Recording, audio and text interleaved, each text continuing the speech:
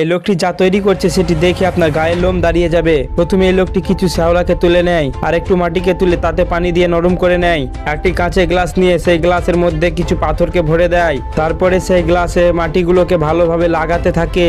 তারপরে সেই মাটির ওপরে ছোট ছোট পাথরকে সিঁড়ির মতো বসাতে থাকে।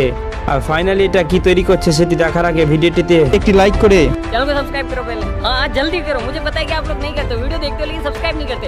लाल कलर का बटन नहीं से दबाओ, जल्दी दबाओ फिर मैं शुरू करूँ। তারপরে শ্যাওলাগুলোকে মাপ মতো কেটে নেওয়া হয় এবং সেই শ্যাওলাগুলোকে মাটির উপরে বসাতে শুরু করে। শ্যাওলাগুলো বসানোর পরে এটি একটি পাহাড় দিয়ে রাস্তা তৈরি করা হলো।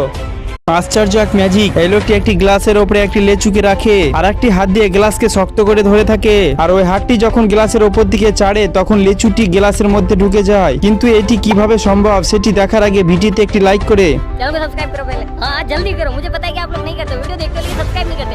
लाल कलर का बटन नहीं से दबाओ, जल्दी दबाओ